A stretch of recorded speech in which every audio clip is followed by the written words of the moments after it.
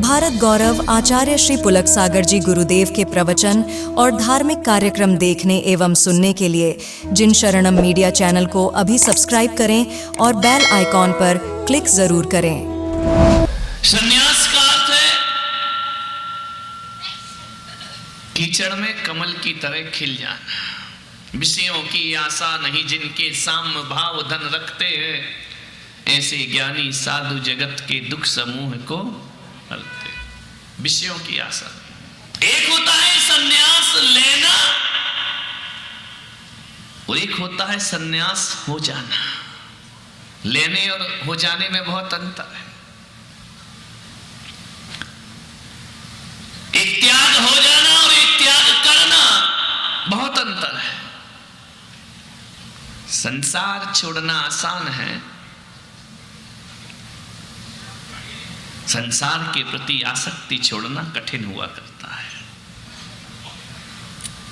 Mood मुड़ाना बहुत सरल है, मन मुंडन आसान नहीं। व्यर्थ भभूत लगाना तन पर, घर भीतर का ज्ञान नहीं। और पल पल समता में इस मन का ढलना है साधना। पाना नहीं जीवन को बदलना है साधना। जीवन बदलिए। संतों की सभा में आए हो, पंच कल्याणक देखने आए हो, भगवान की प्रतिष्ठा देख रहे हो, भगवान का तप कल्याणक देख रहे हो। कुछ ना कुछ परिवर्तन जीवन में होना चाहिए। और यहां से प्रवचन सुनने के बाद महिलाओं की ड्रेसिंग टेबल से 2-4 शीशियां कम हो जाएं तो समझना हम पंच कल्याणक में गंगा नहा करके लौटे हैं। ध्यान रखना, यहां से लौटने के बाद तुम्हारी आसक्तियां कम हो जाएं तो तब कल्याणक से लौटे हैं। और ध्यान रखना, जब पंच कल्याणक प्रतिष्ठा महोत्सव में आओ और भगवान का संन्यास देखो, भगवान का त्याग देखो, तो ये याद रखना, जब आप गाली का जवाब गाली से ना दे पाओ तो समझना हमने तप कल्याणक देखा है। ईंट का जवाब पत्थर से ना दे पाओ तो तुमने संन्यास का कल्याणक देखा है। नहीं तो ऐसा ना हो कि ईंट का जवाब पत्थर से देंगे, कोई एक मारेगा तो हम दूसरा भी तोड़ देंगे। ये संन्यास की परिभाषा नहीं होती। ध्यान रखना, जीवन तुम्हारा बदल जाना चाहिए। मैं तो कहता हूं पंच कल्याणक में ऐसे आओ, ऐसे आओ, ऐसे आओ कि कोई सास बहू यदि झगड़ा करके आई है ना, तो सास ऐसी आए जब पंच कल्याणक के पंडाल में प्रवेश करे और प्रवेश करने के बाद जब संतों के प्रवचन सुने तो ज्वालाबाई आइए। क्या ज्वालाबाई कई बैठी होंगी, यहां लड़ झगड़ के यहां पर आई होंगी। ज्वालाबाई शांतिबाई बन जाए तो समझना हमने संन्यास कल्याणक देख लिया। भगवान का ध्यान रखना, अंगारा बनकर आओ तो जलधारा बनकर लौट जाओ, समझना हमने पंच कल्याणक देख लिया है। ध्यान रखना, यदि जीवन नहीं बदला तो व्यर्थ है। लोग जा रहे हैं प्रयागराज में, गंगा नहा रहे हैं, गंगा में स्नान कर रहे हैं और गायक कह रहा है कि राम तेरी गंगा मैली हो गई, पापियों के पाप धोते धोते। मैं कहता हूं कि अकेले गंगा नहाने से पापों से मुक्ति नहीं होती है, जो जीवन को पवित्र कर लेता है। कहा जाता है मन चंगा तो कठौती में गंगा।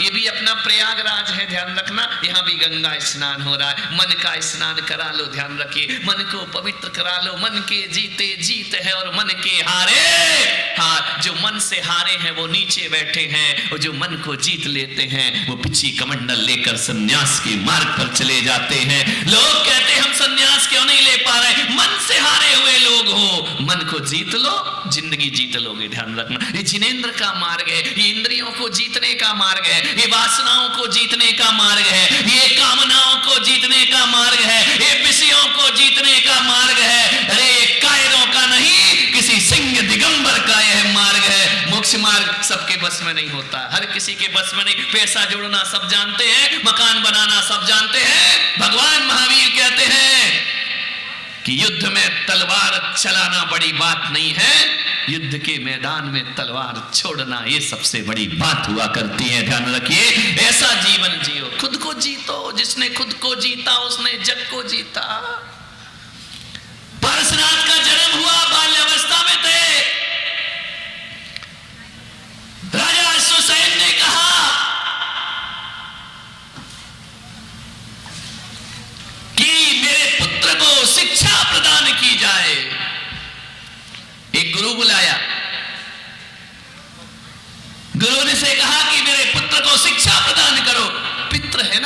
पिता का हृदय है। पिता नहीं जानता किसे पुत्र मान रहा है, पुत्र तो पुत्र है। शिक्षक आया राजमहल में, पार्स कुमार को महलों में बुलाया गया। मुस्कुरा दिए पार्स कुमार, कहा शिक्षा? बोले हाँ। बोले पढ़ लो बेटा, पुत्र विद्या अध्ययन करो, तुम्हारा विद्या अध्ययन का काल प्रारंभ हो चुका है। ठीक है। शिक्षक बैठा, उसने कहा बोलो राजकुमार एक। पार्स कुमार ने कहा एक। बोले याद हो गया? बोले हाँ। भूलोगे तो नहीं? बोले कभी नहीं, मैं तो नहीं भूलूंगा। पर ए अध्यापक, तू तो नहीं भूलेगा। उसने कहा कैसा बालक है, मैं उसे सिखा रहा हूं, वो मुझे कह रहा तू तो नहीं भूलेगा। तो बोले ऐसा करो पार्स कुमार, अगला सीखो पाठ। बोले बोलो। बोले दो। पार्स कुमार ने कहा एक। बोले दो। बोले एक।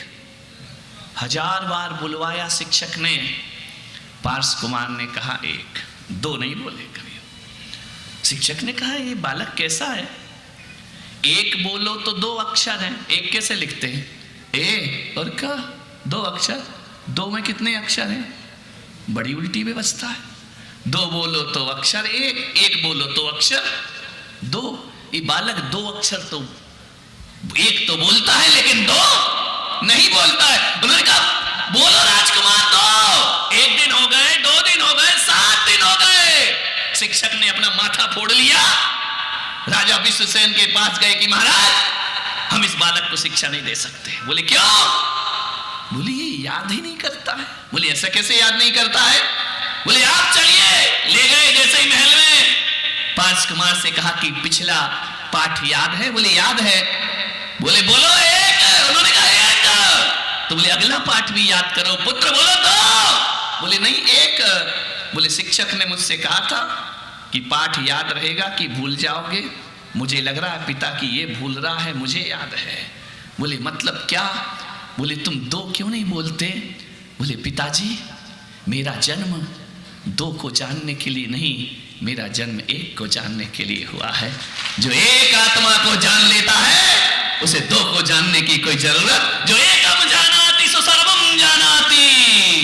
इस अध्यापक से पूछो, ये 2 को जानता है और मैं 1 को जानता हूं। ध्यान रखिए, जो 1 को जानता है वो सारे जगत को जान लिया करता है। वो जिसने 1 को नहीं जाना वो जगत जानकर भी अज्ञानी।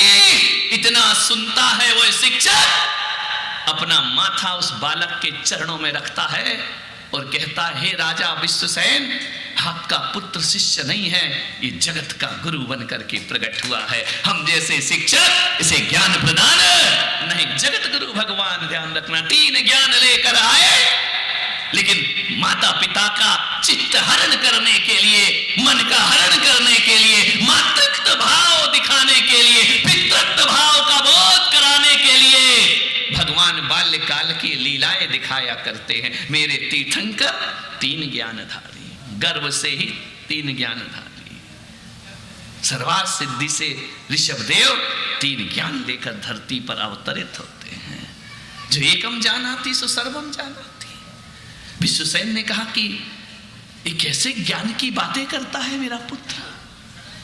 माता भामा देवी देख रही कि इतना छोटा सा बालक, ये कह रहा जो 1 को जानता है वो सारे जगत को जानता है, और जिसने 1 को नहीं जाना वो सारे जगत को जानकर भी मूर्ख बना रहता है। ध्यान रखिए, मैं आपसे निवेदन करता हूं, इंटरनेट के माध्यम से, कंप्यूटर के माध्यम से, अखबारों के माध्यम से, टीवी के माध्यम से, सोशल मीडिया के माध्यम से तुम सारी दुनिया को जानते हो।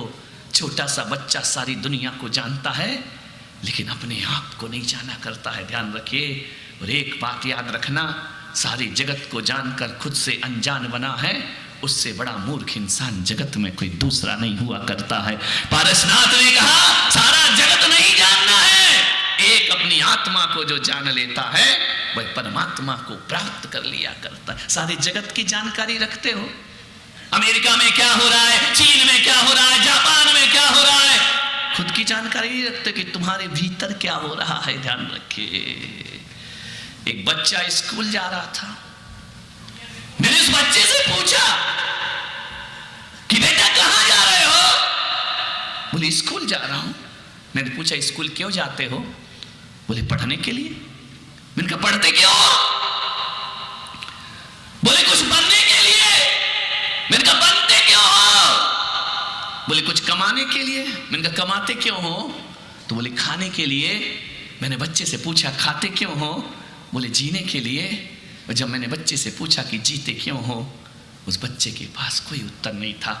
शायद अपार जन सैलाब जो बैठा है, मैं आपसे पूछूं कि आप जीते क्यों हो, तो शायद इसका उत्तर आपके पास भी नहीं होगा मेरे भाई।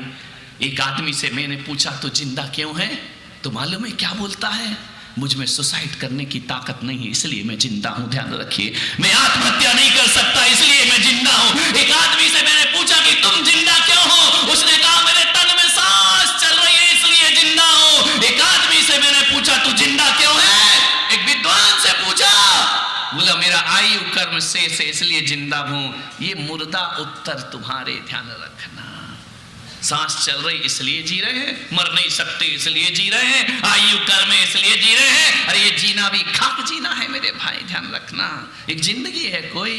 मान्यवाद, यदि कोई पुलक सागर से पूछे कि तू जिंदा क्यों है, तो मैं कहूंगा मुझे महावीर बनना है इसलिए मैं जिंदा हूं, मुझे ऋषभदेव बनना है इसलिए मैं जिंदा हूं, मुझे पारसनाथ बनना है इसलिए मैं जिंदा। मुझे अपनी जिंदगी की मंजिल चाहिए। आदमी भाग रहा है, मंजिल का ठिकाना नहीं, मकसद कुछ पता नहीं, बस जी रहा है जी रहा है। दिल्ली में मैंने देखा, चौराहे पर देखा, ऐसी पब्लिक, इतना ट्रैफिक इतना ट्रैफिक। बंबई का तो दिल्ली का बाप है, ध्यान रखना। इतना ट्रैफिक, आदमी भाग रहा है भाग रहा है भाग रहा है। एक भाग रहा, उसके पीछे दूसरा, दूसरे के पीछे तीसरा।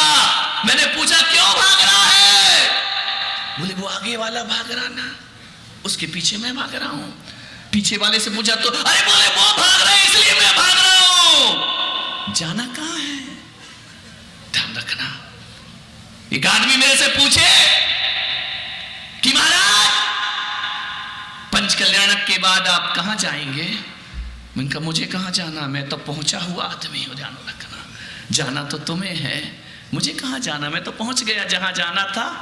और इस काल में जहां तक पहुंच सकते हैं, मैं अपने गुरुओं की कृपा से वहां तक पहुंच चुका हूं। ध्यान रखिए, अभी और आगे मैं कहां जाऊंगा? इस काल में मोक्ष तो है नहीं। सबसे बड़ा पद आचार्य का होता है। मेरे गुरुदेव ने कृपा करके मुझे वह पद प्रदान कर दिया। अब इस अरिहंत का पद तो मुझे मिलने वाला, तो मुझे जहां जाना था मैं पहुंच गया।